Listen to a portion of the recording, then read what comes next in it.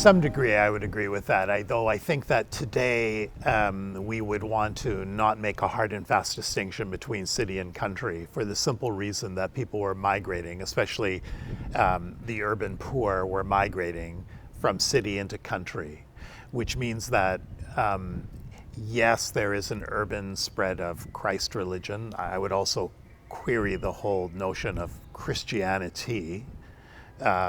But I think that we have to think of these realities as very distinct in different places, and also we have to think of them as embedded in different kinds of populations, which would include, especially for the very poor, people who are migrating between city and countryside. So I understand what he was doing there in that book, but I would contest that. And then sort of to talk about the mission and expansion, that singular "the" in this sort of very traditional 19th century trajectory of sort of unfolding development is also, I think, quite problematic. So I don't know. I guess I'm saying that there's nothing that I agree with about Harnack there, but it's in these aspects that I would contest the category. Yeah.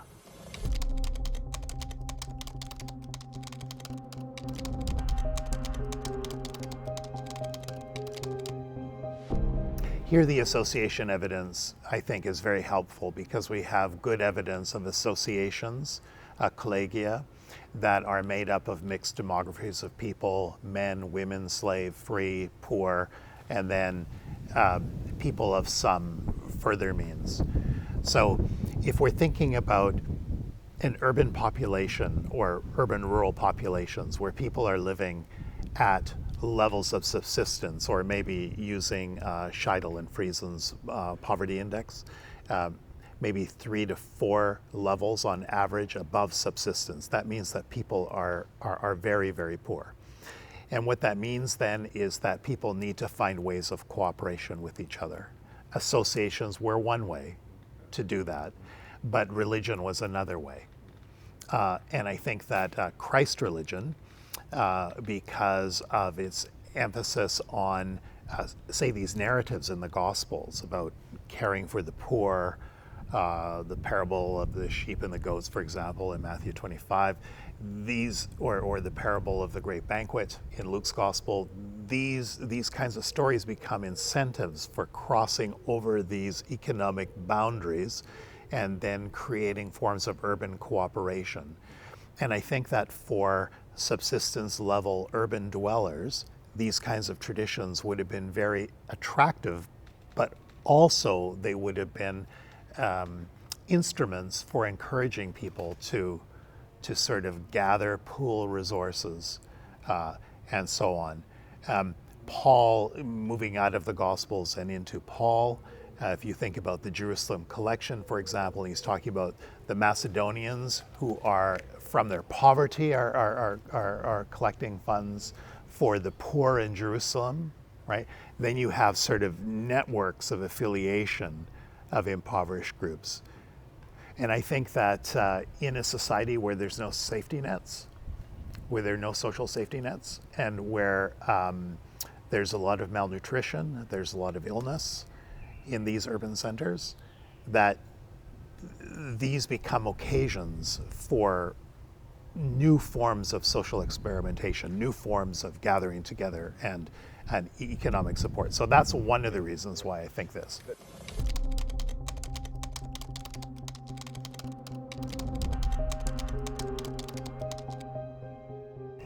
Well, one way, of course, I think is that there would be a certain level of honor involved in that, in doing that, and then receiving honor from the people to whom they're giving money. But there's may also be an apocalyptic expectation here of the coming end of society. Or it may be that more well-to-do people were having different kinds of religious experiences, ecstatic experiences. So Ramsay MacMullen, for example, in his book Christianizing the Roman Empire, he talks about the expansion of Christianity based on multiple factors. Religious experience, might be one of them, honor might be another one, Expectation of the end of the world might be yet another one. But also there is the idea that if I am living a little bit above subsistence and I'm helping you, who's at subsistence, if you're up a little bit above subsistence and I'm going down with subsistence, then you might help me, right? So we have to be careful then when we talk about rich Christians, which is a kind of a mythology, I think, that, Tyson and Meeks did a lot to counter the Kautsky type Marxist proletariat reading of early Christ religion, and that's very, very important. But then the whole pendulum swung way off in this direction that these Christ followers were these sort of upwardly mobile freed persons who were benefiting from a burgeoning Roman imperial economy. And I think that just begins then to expand the demography into a realm that I think very, very few people lived. So I think we have to be careful about what we mean about why would rich Christians. For example, in 1 Thessalonians, Paul talks very much about his own poverty, and he talks about the poverty of the Thessalonians, which is very different from what he says in 1 Corinthians, where there's obviously people who are reclining with other people at a banquet at a temple or in a private house, say in 1 Corinthians 8 and 1 Corinthians 10. So it's very different from city to city. Yeah, very, very different.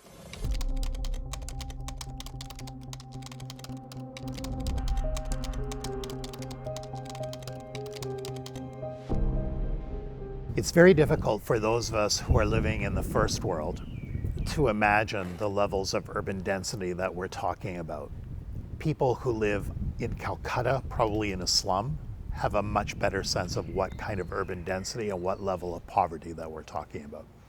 So if we imagine that there were something like between 300 to 450 people per hectare in the city of Rome, and we imagine, I think that the city of Manhattan, I think, has a density of around 275.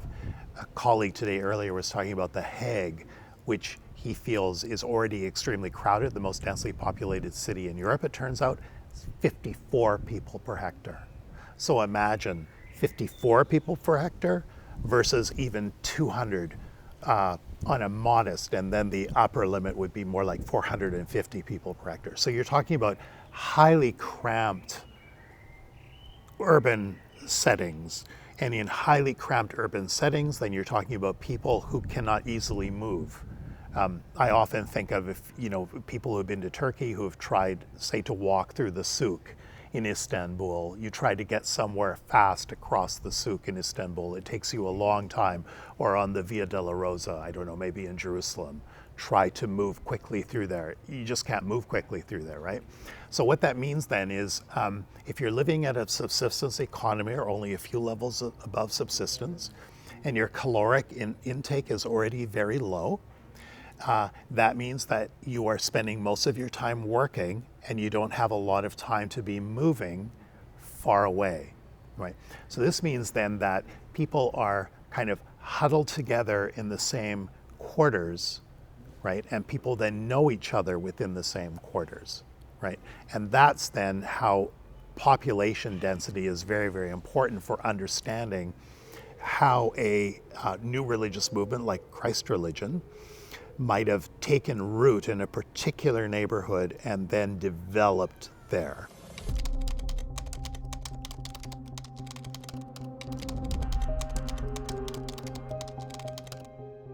Here, for example, Paul talks about Prisca and Aquila. Okay, so Prisca and Aquila and the church that meets in their home in Romans. So he doesn't mean a villa. He means perhaps a workshop. So, and he calls them apostles. So they are then also seeking to win adherents. And how are they winning adherents? Well, perhaps they're winning adherents because they know other God-fearers who are in the area, right? And we don't know what tactics of persuasion they're using, but if they then begin to create a few tentacles of social contacts, they then recognize each other. And say in 1 Corinthians, Paul says, you ought not all to speak at tongues in the same time, because if somebody overhears you, they'll think you're drunk or crazy or whatever, right? So that speaks to a tight urban network. But on the other hand, if people are hearing these ecstatic performances, this is then an attraction. This can be an attractor to becoming a part of this ecstatic set of experiences, right? So again, there could be multiple reasons how a house church run by Prisca and Aquila might have worked. Richard Askoff talks about associations in Thessalonica, in which he argues that Paul is a tradesperson working alongside other impoverished tradespersons. And his argument basically is that he's telling them that the world is going to end very, very soon, and that they're pagans and they're all going to be judged. So that he's scaring them, as it were, into the movement.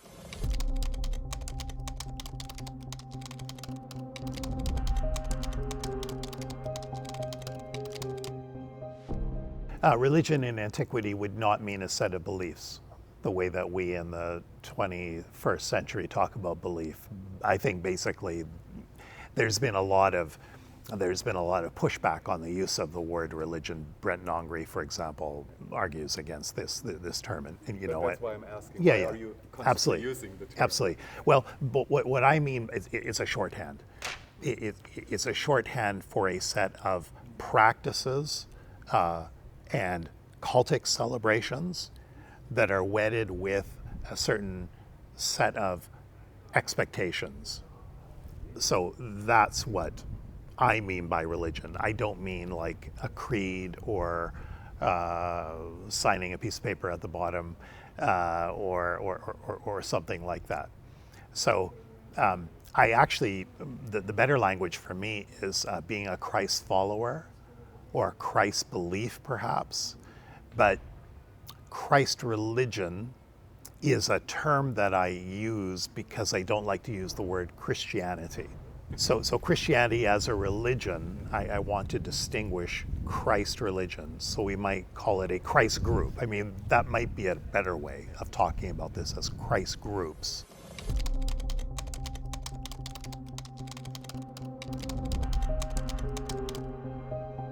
As a person of privilege who inhabits one of the most beautiful cities in the world, Vancouver, which is also one of the most expensive cities in the world to live in, comparable to Manhattan or London or San Francisco. The real estate prices are extremely high. There's a massive gulf between rich and poor in the city where I live in, and I own a house, so I am an extraordinarily privileged person. So what these texts invite me to consider is, how will I live the city? How will I imagine the city? How will I imagine my social relations within the city? What kinds of social relations do I want to cultivate? If I think about the religion, the neighborhood that I live in, which is modern neighborhoods are very much zoned socioeconomically, right? Not as in the US, we're not zoned racially, right? But we are zoned socioeconomically. That means that I can live in this sort of upper middle class bubble.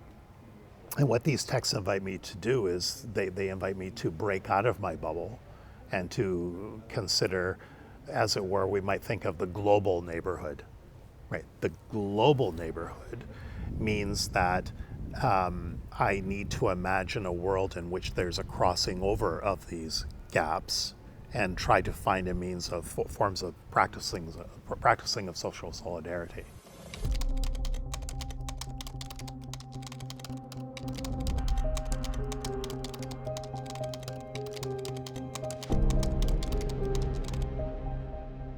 Well, if I were the Apostle Paul and you asked me that question, I would say, hell no.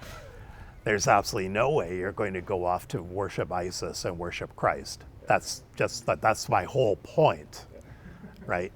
But if you're a person who's functioning in these neighborhoods with multiple affiliations, and say, for example, maybe you belong to, I'm sure Richard talked about this, if you belong to this association over here, and you're a Christ follower over here, and your livelihood depends upon membership in this particular association, I don't know, an association of linen workers whose patron deity is Aphrodite, let's say, I don't know who, then for the purposes of your own urban economic survival, you're going to go along and you're going to do that. Now, obviously, or if you are a member of if you're a slave in a household, or if you're a freed person of a so-called pagan who worships other deities, it's going to be very difficult to have a sole allegiance, an exclusive allegiance. So I think that we have to think about a world in which people have multiple allegiances. Whatever Paul and everybody wants to say about all of that, that's kind of one thing, right? But for these people who have left pagan traditions in order to become a Christ follower, right? They're used to a world of overlapping allegiances and competing allegiances. So the question then is going to be, under what conditions does Christ's belief become salient? Like, under what conditions does becoming a member of a Christ group become determinative of your behaviors? And where wouldn't it be so determinative of your behavior? So on a scale of 1 to 100, Paul wants to say in 100% of the cases, right? But maybe for a slave, it would be possible 40% of the time, or for somebody else, my self-interest might be 70% of the time. And then we would, if we had ability to give a survey and have Christ followers fill out surveys, you know, would you say that you are a Christ follower 90% of the time, all of the time, most of the time, half the time, some of the time, rarely? That would be very interesting. But we don't have that, right? So we have to then use our imagination, and we have to think then about how complexly identities are complexly embedded realities. All of us live in many constellations of identities, right? So here's a good example. People who think, so I teach about the book of Revelation. So there's one, and so some, you know, there's some American Christians who believe that the world is coming to an end and it's going to happen, you know, within the next 10 years or whatever, and that there's this crazy idea about the rapture, you know, you're going to be taken up into heaven. And so the question I ask is, do you buy life insurance? Are you saving for your child's college education? Are you going to renew your mortgage? Right, so that really puts in front of us what salience is, right? I believe the world is going to end very, very soon when I think about, I don't know, the Republicans or abortion or whatever, right? But under these circumstances, that's really not determinative. That's what salience is. That's how identity works.